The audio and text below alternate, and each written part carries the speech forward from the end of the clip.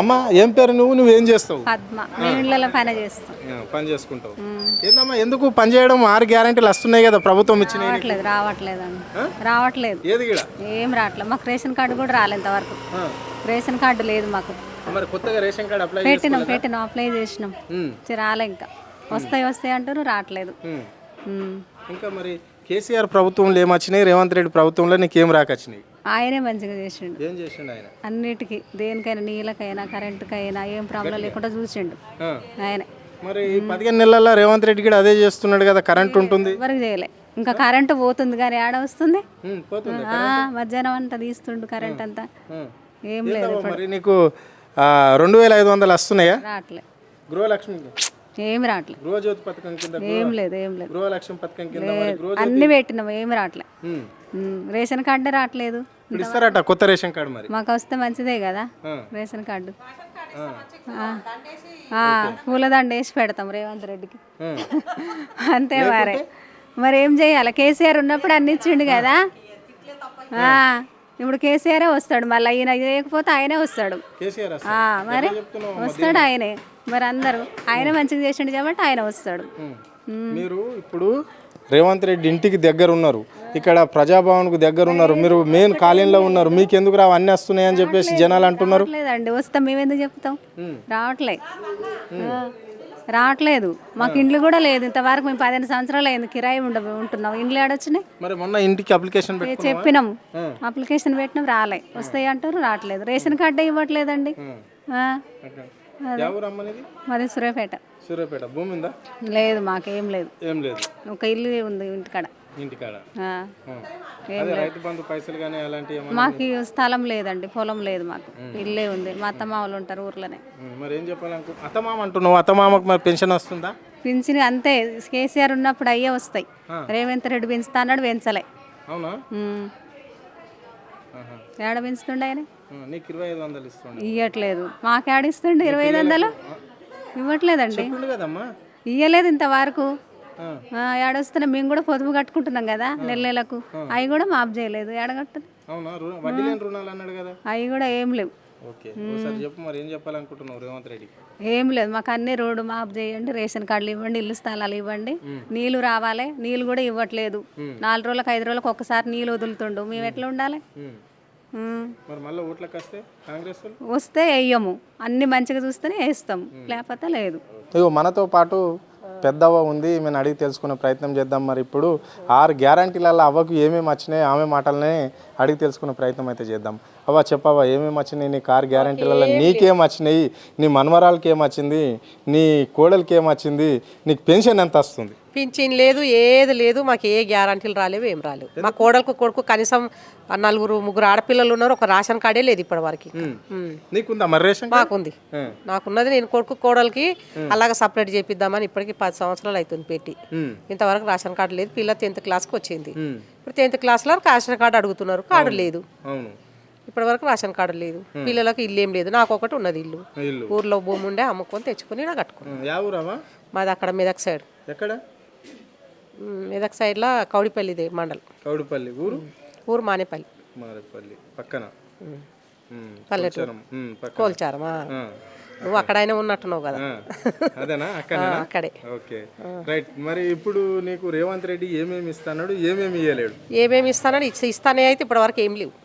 ఏమేమి ఇస్తాడు? ఏవో 6 గ్యారెంటీలు చెప్పిండు కదా. డబల్ బెడ్రూమ్ అని, రేషన్ కార్డు అని, ఏవో 2500 ఇస్తామని. ఇప్పటి వరకు అయితే ఏదీ లేదు. ఇస్తే దాచిపెట్టుకుంటున్నాం బిడ్డ. మేము దాచిపెట్టుకుంటున్నాం. ఇప్పటికీ 1,00,000 రూపాయలు అయ్యింటాయి. తీసి లెక్క పెడతాం అన్ని ఒకసారి.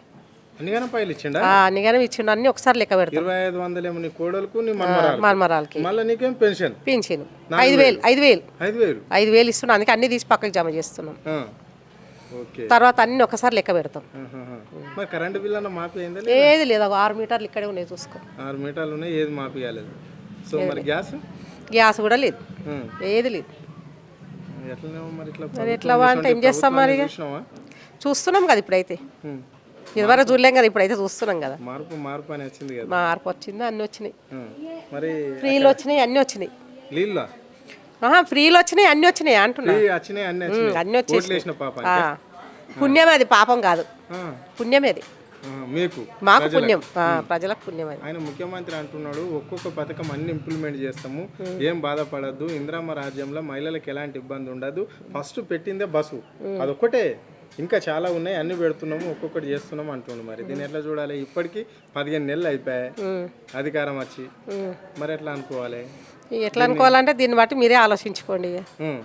మీరే ఆలోచించుకుంటే తెలుస్తుంది. అంటే ప్రజలను మోసం చేసిన ముఖ్యమంత్రి మోషన్ చేసారో న్యాయం చేస్తారో మీరే ఆలోచించాలి ఇక అది. అంతే అంతే. అవా మరి కేసీఆర్ ప్రభుత్వానికి రేవంత్ రెడ్డి ప్రభుత్వానికి తేడేంటి?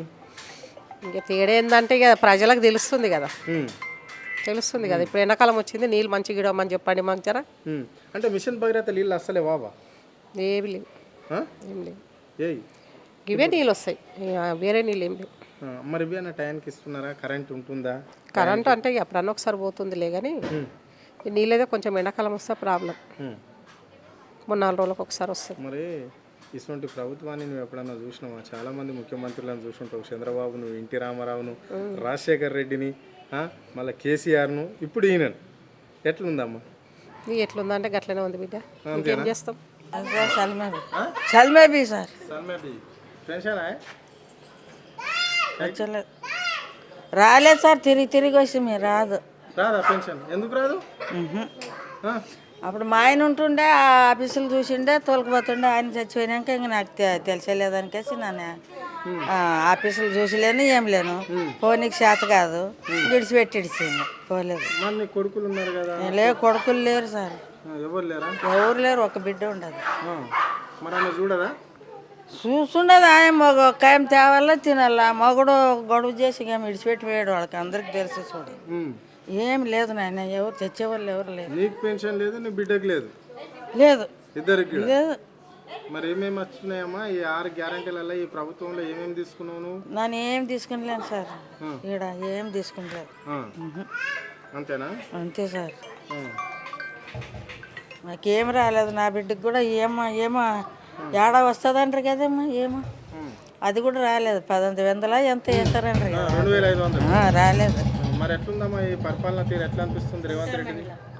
160,000 అనకాసే రాపించిండ్రు, వీళ్ళే పోయి మరి రాలేదు సార్, ఏం రాలేదు. మాకేం తెలియదు, మా బతుకునికి వచ్చిన వాళ్ళు ఇక్కడ, మనకేం తెలుసు అది.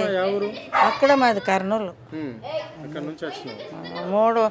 30 సంవత్సరాలు అయితే సార్ ఇక్కడే ఉన్నాము. మరి ఇంకెట్లా ఇక్కడ ఉన్నప్పుడు అయిపోయాయి 30 ఏళ్ళ నుంచి ఇక్కడే ఉన్నాము. కానీ మా ఆయనకైతే తెలుసు, చదువుకునిండి ఆయన, మనకేం తెలుసు సార్. నేను ఆటికి పోవాలంటే కూడా మాకు ఎవరు తోలుకొని పోయే వాళ్ళు ఎవరు లేరు ఇక్కడ. ఎవరంటే వాళ్ళకి ఇట్లా వాళ్ళు ఉంటే ఎప్పుడన్నా ఈ అమ్మాయి తోలుకుపోతుంది ఆటికన్నా, అంతే సార్.